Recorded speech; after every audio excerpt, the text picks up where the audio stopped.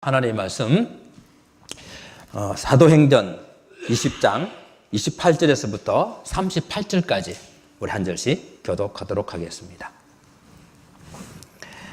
여러분은 자기를 위하여 또는 온 양떼를 위하여 삼가라. 성령이 그들 가운데 여러분을 감독자로 삼고 하나님이 자기 피로 사신 교회를 보살피게 하셨느니라. 내가 떠난 후에 사나운 이리가 여러분에게 들어와서 그 양떼를 아끼지 아니하며 또한 여러분 중에서도 제자들을 끌어 자기를 따르게 하려고 어그러진 말을 하는 사람들이 일어날 줄을 내가 아노나. 그러나 여러분이 일깨워 내가 3년이나 밤낮 쉬지 않고 눈물로 각 사람을 훈계하던 것을 기억하라. 지금 내가 여러분을 주와 및 그 은혜의 말씀에 부탁하노니 그 말씀이 여러분을 능히 든든히 세우사 거룩하게 하심을 입은 모든 자 가운데 기업이 있게 하시리라.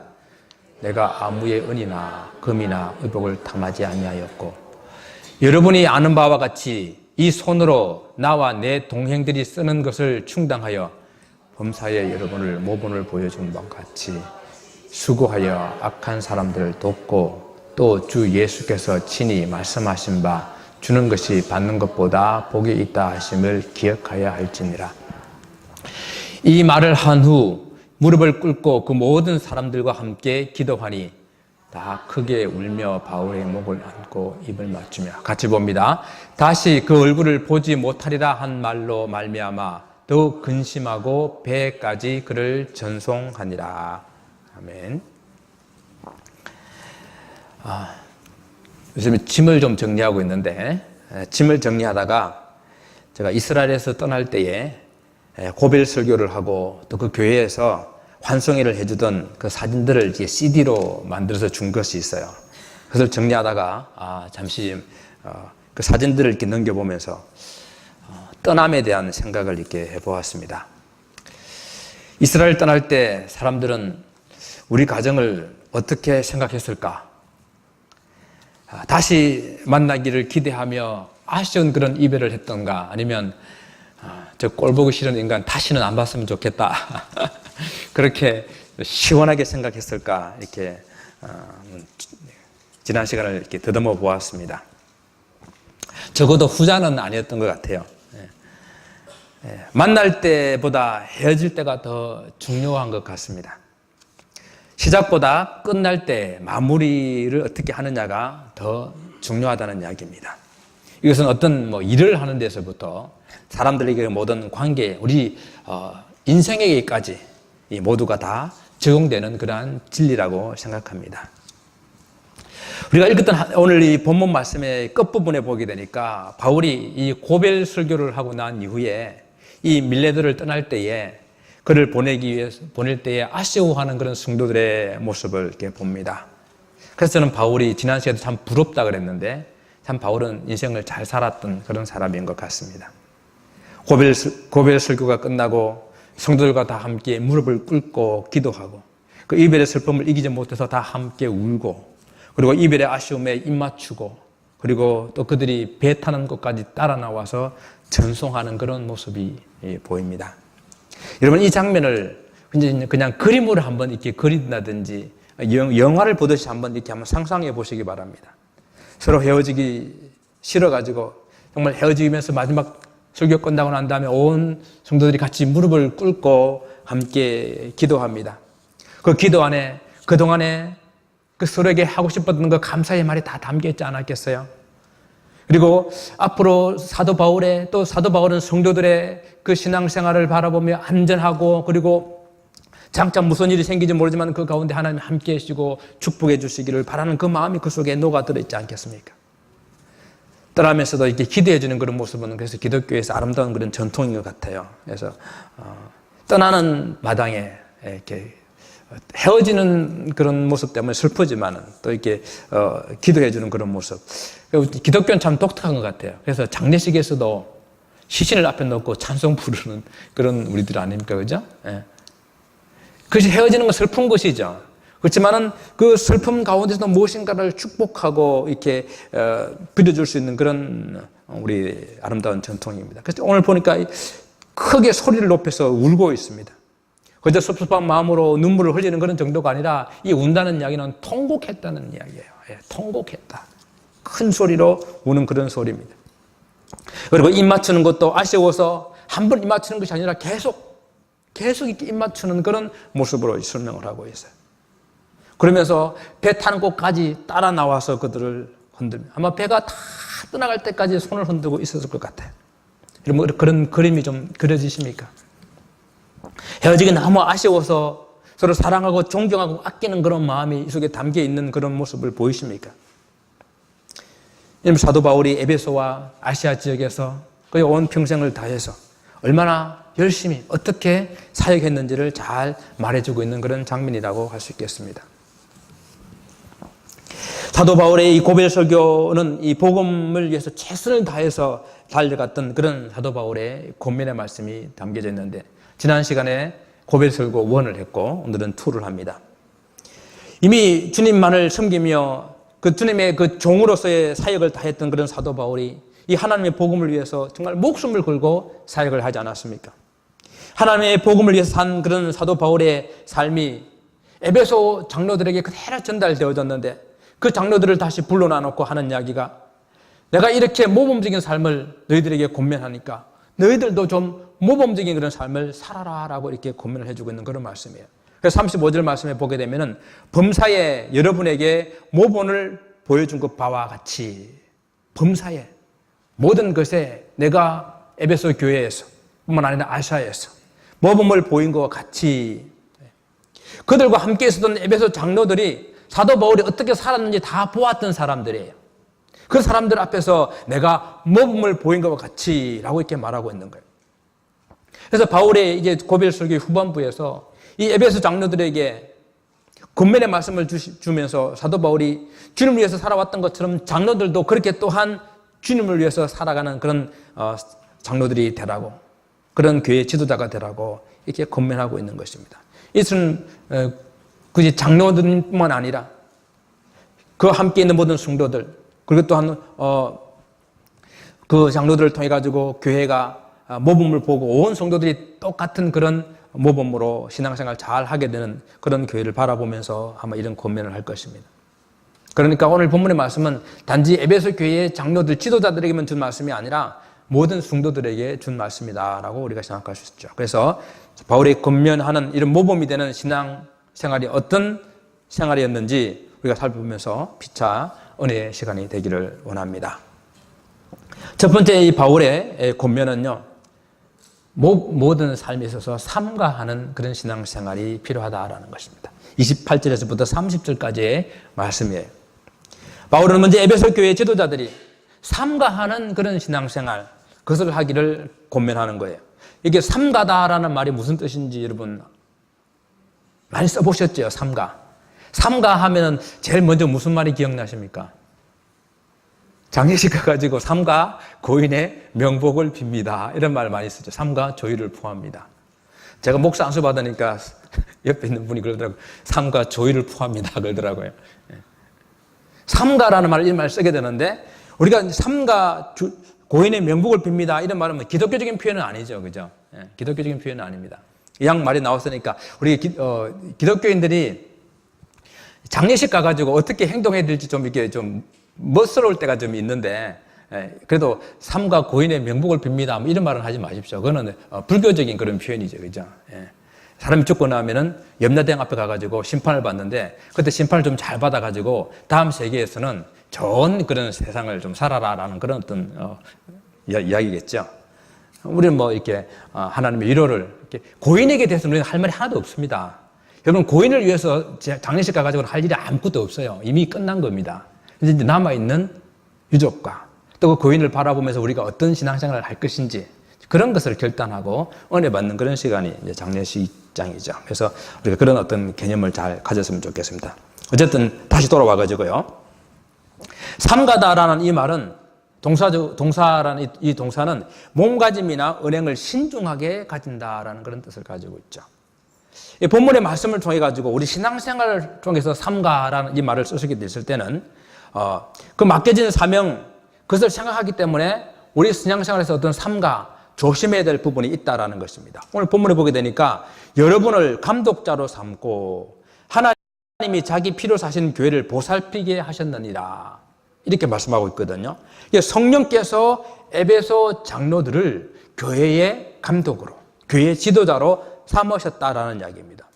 이 당시에 감독이라는 말은 교회에 있어서 장로와 감독 역할이 딱 구별되지 않았기 때문에 그냥 교회의 목회자라고 이렇게 생각하시면 돼요.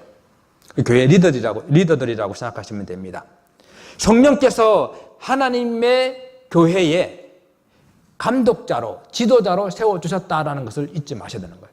주체가 성령이라는 이야기입니다. 그리고 또한 자기의 피로 사신 교회를 잘 보살피라고 감독자로 삼아주셨다라는 것을 또 한번 우리는 생각해 봐야 됩니다. 여기서 우리 교회의 지도자는 하나님의 성령에 의해서 세워졌다라는 것을 먼저 생각해 보고 싶은데요. 지도자뿐만 아니라 교회의 모든 직분이 마찬가지입니다. 때로는 우리가 투표를 하고 때로는 우리가 임명을 받기도 하지만은 그러니까 투표하는 일, 임명하는 일, 그것이 그냥 이루어지는 것이 아니라 정말 하나님의 뜻 가운데 이루어지도록 기도하고 어떤 분이 하나님 일을 잘 감당하실 것인지 기도하면서 투표하고 임명하는 것이죠.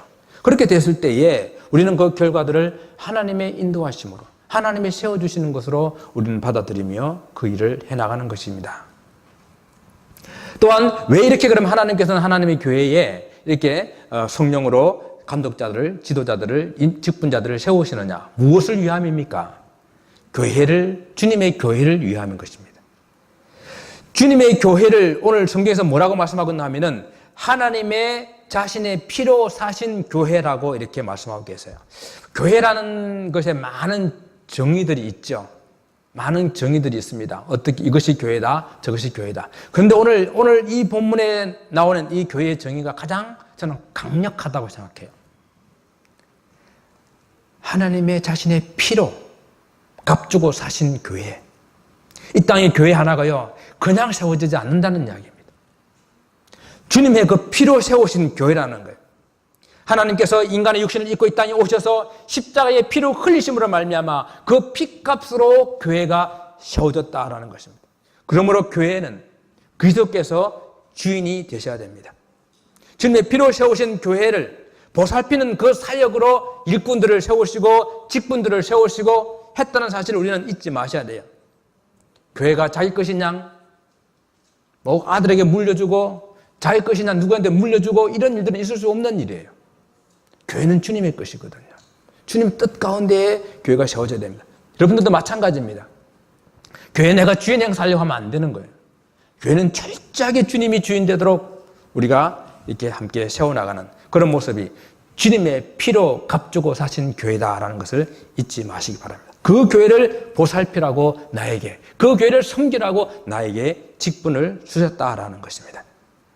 그래서 우리가 삼가한다는 이 이야기는 우리가 신앙생활을 하면서 절제하고 조심해야 된다라는 그 말이에요.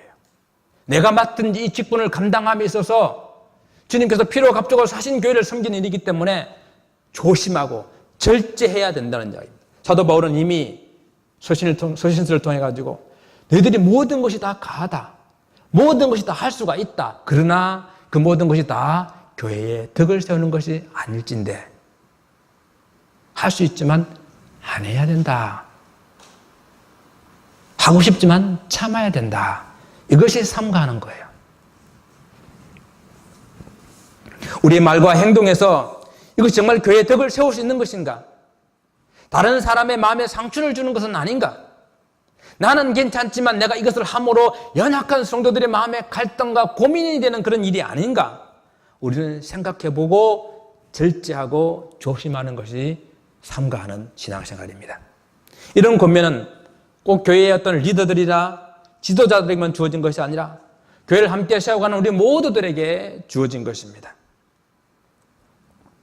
사도 바울이 삼가하는 신앙생활을 해라 하는 권면한 또 다른 한 이유는 본문 29절과 30절에 나오는 그 말씀에서 찾아볼 수가 있습니다. 그래서 삼가하다는 이 말의 원어적인 그런 뜻을 생각해 보게 되면 계속해서 무엇인가를 주의하고 경계한다는 그런 뜻을 가지고 있어요.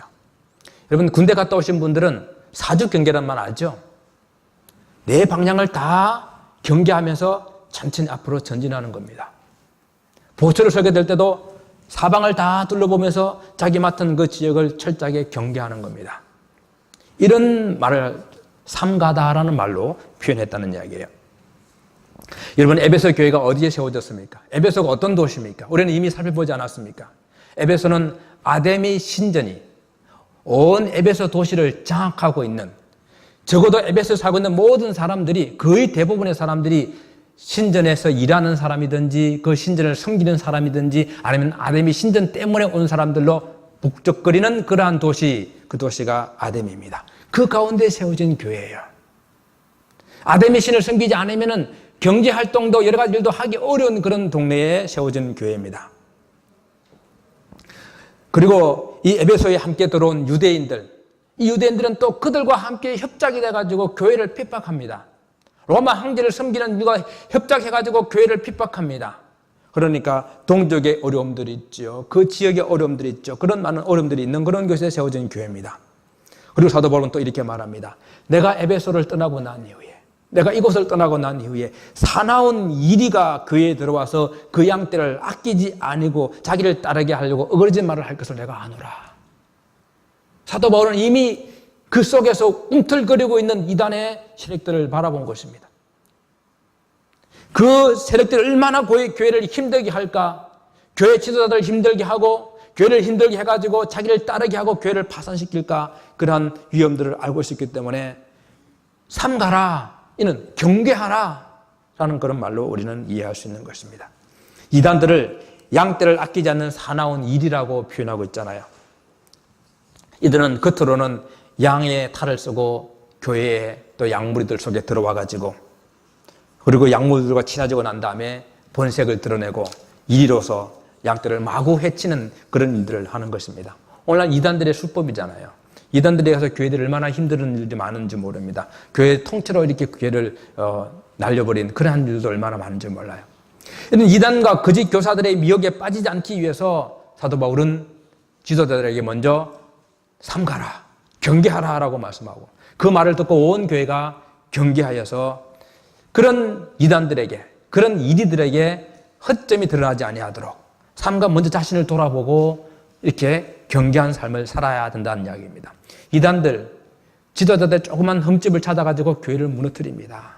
성도들의 흠집을 볼모로 잡아가지고 교회를 무너뜨리는 곳에 쓰고 있습니다.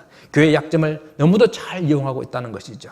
그래서 교회는 이러한 사람들에 대해서 철저하게 경계하는 그런 모습이 삼가하는 그런 삶의 자세라는 것이죠.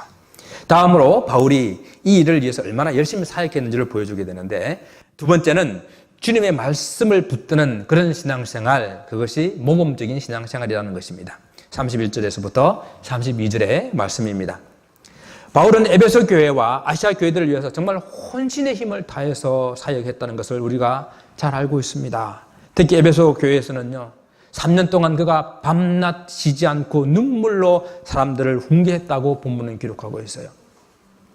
성도들이 자신을 삼가하며 이단과 거짓 교사들의 미혹에 빠지지 않기 위해서는 말씀으로 훈련받는 길밖에 없다는 것을 사도 바울은 너무도 잘 알았기 때문에 철저하게 말씀으로 그들을 훈련시키기 위해서 두란노 사원에서 거의 3년 가까이 되는 그런 시간들을 말씀을 가르쳤잖아요. 우리가 성도들이 이 세상을 살아갈 때에 이 모든 세상의 싸움들을 영적인 전쟁이라고 그러잖아요. 이런 영적 전쟁을 하면서 살아가면서 우리가 입어야 될 하나님의 전신갑주를 말씀하고 있는데, 그 전신갑주에서 그 무기들 중에서 적의 공격을 방어하고 적을 공격할 수 있는 것을 말씀이라고 말하고 있어요. 그래서 전신갑주 중에서 이 말씀을 성령의 검이라고 그랬어요. 적을 공격을 막고 또 적을 공격할 수 있는 것, 그것이 말씀의 검입니다. 이단들은요, 우리들을 말씀으로 미혹합니다. 말씀으로 공격해요. 그것을 이길 수 있는 길은 말씀으로 막아서 말씀으로 공격하는 길밖에 없다라는 것이죠. 그래서 말씀을 잘 붙드는 그런 신앙생활을 해야 됩니다. 사도 바울은 이단들의 공격을 경계하면서 에베소 장로들에게 이렇게 말합니다. 일깨어 3년 동안 밤낮 쉬지 않고 훈계하던 것을 기억하라.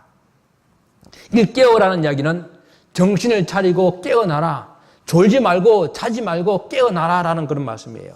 훈계했다는 이야기는 내가 하나님 말씀을 너희들 마음에 잘 새겨 넣었다라는 그런 뜻이에요. 그리고 기억해라는 이야기는 그 하나님의 그 말씀을, 내가 들렸던 그 말씀을 너희 마음에 끝까지 머물게 해라라는 그런 뜻이에요. 그래서 이 말을 이렇게 풀어서 보게 되면은 지금 잠잘 때가 아니야.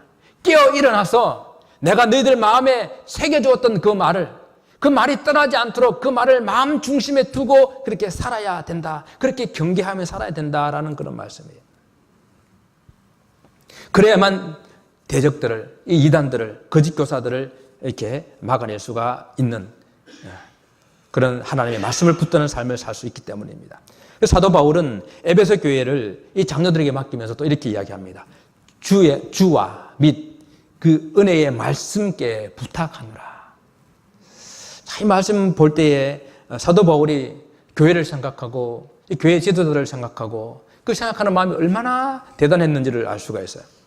장로들에게 교회의 그 막중한 임무를 맡겨놓고 이제 떠나면서 이것을 사람의 힘으로 감당하기 어렵다는 것을 너무도 잘 알고 있기 때문에 이 기도의 형식으로 바꿔가지고 정말 주님께서 이들을 좀 맡아주시고 그 주님의 말씀이 이들 좀 붙들어 달라고 이렇게 부탁하며 기도하고 있는 것입니다. 주님의 교회는 말씀 위에 세워졌잖아요. 그리고 주님의 교회가 말씀 위에 세워졌기 때문에 이 주님의 교회는 그 주님의 말씀이 성도들 속에 왕성하게 일어나게 될 때에 그 교회는 좀 든든히 세워나가고 거룩해져 나가는 것입니다. 이 말을 좀 곱씹어 보게 되면요. 교회는 주님의 말씀에 세워졌고 그리고 주님께서 이 교회를 지켜나가시는데 성도 한 분 한 분 속에 그 주의 말씀을 주셔서 성도 한 분 한 분이 말씀으로 든든히 서 있는 그것이 곧 주님의 교회가 든든히 서 있는 것이라고 말씀하는 것이에요. 그래서 우리가 말씀을 든든히 서 있게 되게 될 때에 이 교회가 든든히 서 있다는 것을 우리가 끝까지 주님을 붙들고 주님의 말씀을 붙드는 그런 삶을 살아가는 것이 교회를 든든히 세우는 것이다라는 것입니다. 그리고 주님께서 성도들에게 은혜를 주시는 수단도 말씀이에요. 그리고 우리가 점점 더 주님의 장성한 그런 분량으로 자라나갈 수 있도록 우리를 훈련하는 것도 주님의 말씀이에요. 이 말씀이 얼마나 중요한지 몰라요. 그래서 사도 바울은 그의 온 힘을 기울여서 이 말씀을 가르치고 훈련하는 그런 일에 모범을 보였던 거예요. 그리고 에베소 장로들에게도 그렇게 내가 모범을 보였던 것처럼 장로님들도 이제 성도들에게 이 말씀을 잘 붙들 수 있도록 그렇게 부탁을 하고 있는 것입니다. 교회는 말씀으로 훈련받고 그 말씀을 삶 가운데 붙드는 일에 모범이 돼야 돼요. 다른 것은 좀 몰라도 성도님들이 하나님의 말씀을 모른다라고 하는 이것을 겸손의 표시로 좀 안 했으면 좋겠어요. 나는 말씀 잘 몰라요. 이게 결코 자랑이 아니거든요. 이거는 겸손할 수 없는 거예요. 우리는 말씀을 잘 알아야 되는 사람이거든요. 하나님의 말씀을 훈련받지 못한 것, 그것은 무기력한 것이에요. 그런 나태한 것이에요. 그래서 기회만 있으면은 말씀을 공부하고 훈련받을 수 있는 기회만 있으면은 참여해서 이렇게 여러분들이 말씀 훈련 받기를 원합니다. 물론 여기서 말씀의 훈련이라고 하는 것은 단지 말씀을 외우고 그리고 지식적으로 알고 하는 그것을 말하는 것이 아니에요. 사도 바울이 주와 은혜의 말씀에 부탁한다라고 했을 때에 이게 여기서 부탁한다는 이 말이 주와 은혜의 말씀이 항상 내 옆에, 내 항상 함께 있게 해라라는 그런 뜻이에요. 우리가 신앙생활 한다는 것이 무엇입니까? 내 모든 삶 가운데 항상 주님께서 함께 계시고 그 주님의 말씀이 항상 함께 있다는 것, 그것을 믿는 거고 또 그렇게 살아가는 것이 신앙생활이라고 생각합니다. 여러분, 사도 바울이 오늘 주의 말씀에 주님과 주님의 말씀에 성도들을 부탁하고 있어요. 저도 마찬가지예요. 여러분 모든 삶 가운데 항상 주님과 함께 동행하고 그 주의 말씀이 여러분 삶 가운데 있기를 바랍니다. 그래서 우리가 말씀으로 훈련받는다고 하는 것은요, 주의 그 말씀을 항상 나의 삶 가운데 두고 그리고 나의 삶과 동행하는 삶, 그리고 나와 함께 나란히 주님과 동행하여 걷는 그런 삶을 살아갈 수 있도록 우리가 함께 말씀을 통해서 배우고 또 훈련하고 이렇게 하는 것을 말씀의 훈련이라고 저는 이야기합니다. 나의 모든 계획을 정말 하나님의 말씀 중심으로, 나의 모든 삶을 하나님 말씀 중심으로 살아갈 수 있도록 그렇게 훈련하는 것을 우리가 총칭해서 말씀 훈련이다라고 이렇게 말하고 있습니다. 그런데 우리가 소원은 하잖아요. 기도도 하잖아요. 하나님 말씀대로 살기를 원합니다. 주님과 함께 동행하기를 원합니다. 그런데 하나님 말씀을 읽지 않는데 어떻게 이게 가능해요? 이것은 하나님 말씀을 읽을 때 가능한 이야기예요. 하나님 말씀을 좀 우리가 배워서 훈련받지 않는데 어떻게 하나님 뜻을 알아서 그 뜻대로 행할 수 있겠습니까? 하나님 말씀으로 훈련받는다고 하는 것은 이렇게 하나님 말씀을 내가 매일매일 읽는 훈련, 그리고 성경에서 뭐라고 하시는지 그 말씀을 깨달아 아는 훈련, 그리고 그 말씀대로 내가 살아내가는 그런 훈련, 그런 훈련이 우리에게 필요한 것이에요. 정말 주님과 그리고 주님 말씀을 붙들고 사는 그런 일에 모범이 되는 그런 저와 여러분, 우리 교회가 되기를 소원합니다. 이제 세 번째는 바울이 그의 사역을 통해서 보이는 그런 모범을 남에게 베푸는 그런 신앙이다라고 말했습니다.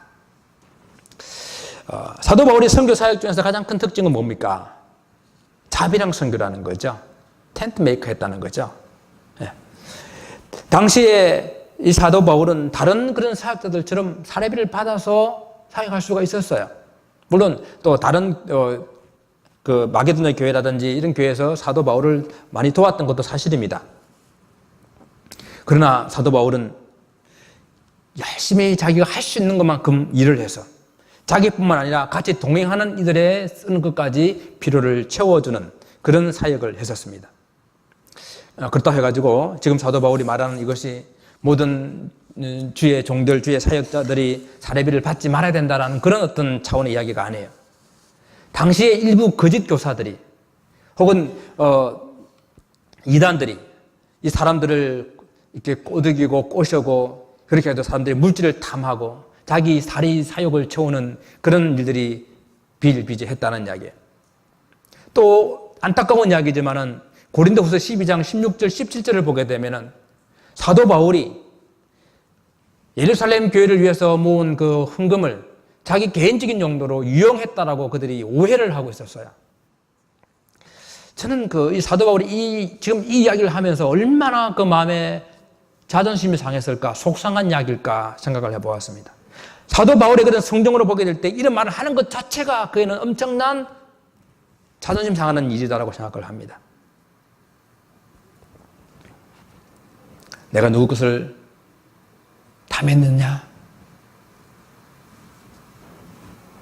바울은 정말 낮에도 천막을 만드는 일을 하면서 다른 사람들이 쉬는 그 시간에 또 사람들을 두란노 서원에 불러 모아놓고 말씀을 가르치고 그런 열심히 살았던 그런 사도 바울이 자기가 그 헌금을 유용했다라고 오해하고 있는 그 성도들에게 변명해야 되는 그 자신이 얼마나 속상한 일이었을까 생각하는 거예요. 바울은 그렇기 때문에 더 열심히, 더 스스로 일을 하면서 구별된, 다른 이들과 좀 구별된 그런 삶을 살았는데, 그런 바울을 알아주지 못하고 오해를 했다는 것이에요. 사도 바울은 오늘 이런 모습들 속에서 성도라고 하면, 하나님의 백성이라고 하면 어떠한 물질에 대한 그런 바른 청지기 의식을 가지고 살아야 할까, 그것을 우리에게 보여줍니다. 하나님께서 주신 건강이 있잖아요. 또 하나님께서 우리에게 모든 주신 그런 재능, 탤런트가 있잖아요. 그것을 가지고 우리는 열심히 일을 해야 돼요. 또 그것을 잘 우리는 관리할 수 있어야 됩니다. 관리라고 하면은 이런 생각을 할 수가 있죠. 돈이 들어오게 되면은 잘 이렇게 요목조목 쓰다가 돈을 차곡차곡 잘 이렇게 저축하는 걸 관리라고 혹시 오해하시면 안 되겠어요. 관리라는 그런 차원인 것이 관리가 아닙니다. 돈을 어떻게 벌 것이며 그 돈을 어떻게 쓸 것이며 정말 바울이 남의 은이나 금이나 의복을 탐하지 않았다는 것은 너무도 당연한 것인데 성도들에게 오늘 권면하면서 우리가 이 물질을 하나님께서 우리에게 주신 건강과 재능을 가지고 어떻게 우리가 물질을 벌어들이고 또 그 물질을 줬을 때 이것이 내가 힘들어 애써서 했지만 그러나 하나님 주신 그런 건강과 하나님 주신 그런 기회를 가지고 내가 물질을 얻었기 때문에 하나님의 은혜로 내게 주신 것이다. 하나님께 나에게 맡겨주신 것이라 생각하고 그걸 어떻게 사용할 것인지를 잘 하는 것, 이것을 관리라고 말하는 거예요. 사도 바울이 물질에 대해서 모범을 보였던 것처럼 그런 교회 리더들과 성도들이 그런 물질에 대해서 주님께서 친히 하신 그런 말씀으로 모범을 보이도록 고면하고 있는데 이렇게 말했습니다. 주는 것이 받는 것보다도 더 복이 있다라고 하신 말씀을 잘 기억하라. 그런데 사실 그 복음서에는 이런 말씀이 없어요. 복음서에서는 주님께서 주는 것이 받는 것보다 더 복이 있다라는 이 말씀을 없어요. 그러나 그래서 학자들이 이 말씀을 그 당시에 주님의 말씀이 구전으로 전해지던 그러한 말씀 중에 하나였을 것이다라고 또 이야기하기도 하고 아니면 사도 바울에게 직접 이렇게 전해주었던 그런 말씀인데 바울이 잘 간직하고 있다가 이런 고별 설교 때에 이렇게 전해주는 그런 말씀이다라고 이렇게 이야기도 하기도 합니다. 그런데 이 주는 것이 받는 것보다 복이 있다 이 말에 직접적으로 복음서에서 언급이 없다 하더라도 예수님의 말씀이라는 것은 충분히 짐작해 볼 수 있는 이야기예요. 예수님의 평소의 가르침과 그의 삶을 통해서 우리는 이 말을 충분히 이해할 수 있지 않습니까? 예수님의 산상수훈에서도 예수님께서는 속옷을 가지러 가는 사람에게 겉옷까지 주라고 말씀하셨고 한쪽 뺨을 때린 자에게 다른 뺨까지 돌려대라고 말씀하셨고요. 이런 것을 보게 되면 주님께서 주는 것이 받는 것보다 더 복이 있다는 이 말씀은 주는 것이 얼마나 행복한지, 주는 삶이 얼마나 유익한지를 우리에게 충분하게 말씀하고 있는 그런 내용입니다. 어떤 이런 이야기가 있더라고요. 어떤 사람이 주차를 하게 되는데 아주 멋있고 아주 비싼 그런 차를 주차를 하고 있는데 한 소년이 이제 다가가서 그 차를 바라보면서 차 너무 좋구나, 너무 멋진 차다 하고 이 감탄을 하면 입을 쫙 벌리고 있을 때요. 그런데 그 사람이 내릴 때에 아저씨 이 차 너무 좋아요. 이 차 비싼 차지요? 라고 이렇게 하니까 그 사람이 아주 어석거리면서 아주 비싼 차지. 근데 이 차 우리 형님이 나한테 선물한 거야. 그러니까 이 꼬마가 하는 이야기가 나도 라는 말을 이렇게 한 거예요. 그러니까 이 차 주인이 생각하기를 나도 이런 형님이 있었으면 좋겠다라고 이렇게 말을 할 줄 알았는데 그 꼬마가 하는 이야기가 나도 그런 형이 되었으면 좋겠습니다. 그랬대. 받는 것이 아니라 나도 그런 형이 되어서 베푸는 사람이 되었으면 좋겠다라는 그런 뜻이죠. 그러면서 내 동생이 하나 있는데 내 동생이 다리가 불구라서 나가서 걷지를 못하는데 내가 이 동생에게 이런 차를 줄 수 있으면 얼마나 좋겠습니까? 라고 했다는 거죠. 조디 티팔이라는 아주 거부가 있었는데 이 사람이 평생 모아놓은 그 돈을 사회 자선단체에다 다 기부를 이렇게 하면서 그가 고백을 했다고 합니다. 내가 내 평생에 걸쳐 피와 땀을 흘려서 모은 재산을 내놓는 것이 확실히 쉬운 일은 아니었습니다. 정말로 어려운 결정이었습니다. 그런데 그것을 결단하고 내어놓았을 때에 내가 지금까지 돈을 벌면서 느꼈던 그 기쁨과는 비교할 수 없는 그런 기쁨, 행복을 느꼈습니다. 라고 이렇게 고백을 했다고 합니다. 받는 것도 기쁘죠. 받는 것도 행복합니다. 그러나 주는 것과는 비교할 수가 없다는 것입니다. 그래서 주는 것이 더 복되다는 이 말씀. 우리 주님께서 그 삶으로 보여주셨고 그리고 많은 그런 복음서의 말씀을 통해 가지고 말씀을 하셨습니다. 누가복음 6장 38절을 보게 되면 주라 그리하면 너에게 주실 것이니 곧 구이되어 누르고 흔들어 넘치도록 하여 너에게 안겨주리라. 너희의 헤아리는 그 헤아림으로 너희도 헤아림을 도로 받을 것이니라. 우리가 주는 것은 주면은 마치 내 손에서 없어지는 것 같지만은 그러나 그것이 주게 되면은 세상 사람들은 이해할 수 없는 많은 것들로 하나님께서 채워주시는 것을 경험한 사람만이 할 수 있는 이야기들이에요. 사람에게 받는 사람은 준 사람만큼 많지는 않지만은 어느 정도 행복을 느끼고 복을 느끼겠죠. 그러나 준 사람이 느끼는 그 행복, 준 사람이 느끼는 그 기쁨만큼은 누릴 수가 없는 것입니다. 그래서 예수님께서 그 평생의 삶 가운데에 이렇게 가르쳤을 뿐만 아니라 또한 주님께서 그렇게 사셨습니다. 주님께서는 우리에서 모든 것을 다 주셨는데 마지막 그 남아있는 당신의 몸까지 마지막 피 한 방울까지 물 한 방울까지 다 쏟아 주시며 우리를 영원한 생명으로 구원해 주신 그 주님 말씀이니 우리가 받는 것보다 주는 것이 더 복되다는 것이 우리 주님의 말씀이 아니고 무엇이겠습니까? 사도 바울 당시에 이런 속담이 있었다고 합니다. 받을 때는 손을 내밀고 줄 때에는 주먹을 쥐는 짓을 해서는 안 된다. 받기를 좋아하고 주기를 싫어하는 그런 탐욕스러운 사람이 되지 말라라는 그런 격언이죠. 남이 주면은 넙죽넙죽 손을 내서 받지만은 내가 주는 일에 있어서는 손을 꾹 움켜쥐고 주지 않으려고 하는 그런 삶, 그는 우리 적어도 크리스찬의 삶은 아닙니다. 주는 것이 받는 것보다 행복하다는 것은 실천해 본 사람만이 아는 축복입니다. 가진 자가 더 많이 가지고 없는 자가 있는 것마저 빼앗긴다는 그 비밀이 이 속에 담겨져 있습니다. 바울은 오늘 고백을 쓰고 정말 이 끝부분에 왜 자기는 천막 일을 하면서 남을 돕는 그런 모범을 보인 이것을 교회 리더들도 교회 성도들도 연약한 자를 돕는 이 일로 모범이 되어야 된다고 이렇게 권면을 하고 있을까요? 왜 이 끝부분에 이 말씀을 했을까? 우리는 생각해 보아야 됩니다. 우리의 신앙생활이라고 하는 것이, 우리의 믿음생활이라고 하는 것이 결국은 이런 사람들과의 관계 속에서 우리의 삶 속에서 나타내야 되는, 하나님의 사랑을 나타내야 되는, 이 모범을 보여야 되는 이것으로 결정되기 때문입니다. 하나님, 어떻게 여러분 하나님의 사랑을 나타내겠습니까? 어떻게 여러분의 믿음이 있다는 것을 나타내겠습니까? 관계예요. 사람들의 관계 속에서 나타날 수밖에 없습니다. 그때 우리는 이 말씀을 기억합니다. 받는 것보다 주는 것이 더 복되다. 사랑하는 성도 여러분, 주님께서 우리가 모범을 보이는 그런 신앙생활을 하기를 원하십니다. 모범을 보인다고 하는 것은 이런 뜻이에요. 눈 앞에서 이렇게 보여준다라는 그런 뜻입니다. 내 한 사람이 모범을 보이는 그런 삶을 살게 되게 되면은 나를 본 다른 한 사람이 그리스도의 그런 삶의 모습을 본받게 되는 것이에요. 바로 그것이 바로 여러분은 가정에서 내 자녀에게 내가 하나님의 사람으로 살아가는 그런 모습을 보이는 것이거든요.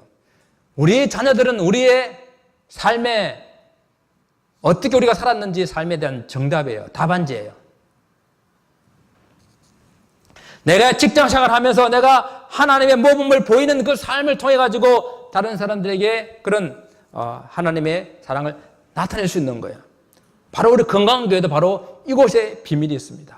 우리가 서로 신앙생활을 하면서 내가 하나님의 사람이라는 것을 관계 속에서 나타나게 될 때에 우리 교회가 진정 건강한 교회가 될 수가 있다는 것입니다. 내가 할 수 있죠. 해도 되죠. 그러나 그것이 교회에 덕이 되지 않는다고 한다면은 입을 다물 수 있고 삼가할 수 있는 그런 신앙생활이 되어야 됩니다. 주님과 말씀을 붙들고 사는 그런 모범을 또한 보이시기를 바랍니다. 힘들고 어려움 속에서도 내가 끝까지 십자가를 붙들고 있는 그런 모습이, 내가 끝까지 말씀으로 살아보려고 몸부림치는 그런 모습이 또 한 연약한 성도들에게 저렇게 살아야 되는 거구나. 힘들 때도 저렇게 주님을 붙들고 말씀을 붙들고 살아야 되는구나 하고 그도 주먹을 불끈 쥐면서 같이 주님을 붙들고 말씀을 붙드는 삶을 살게 한다는 거예요. 우리가 어디를 가든지 무슨 일을 하든지 하나님의 말씀을 붙들며 모범의 삶을 사시기를 바랍니다. 그리고 더불어 살아가는 세상 속에서 어렵고 가난한 사람들을 향한 그들을 향해서 그들의 사랑을 나타내시기를 바랍니다.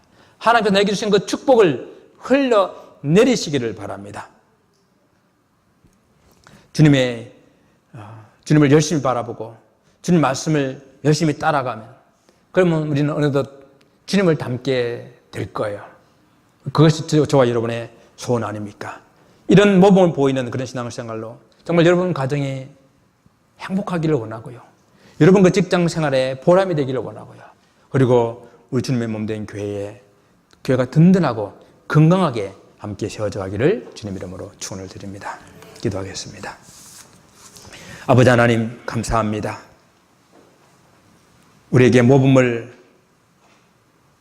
신앙생활을 하기를 원하시는 주님, 삼가하는 신앙생활, 주와 말씀을 붙드는 신앙생활, 그리고 주님께 받은 사랑을 이웃에게 베푸는 그런 신앙생활로 모범이 되는 우리 교회가 되게 축복하여 주옵소서. 감사하며 예수님 이름으로 기도드리옵나이다.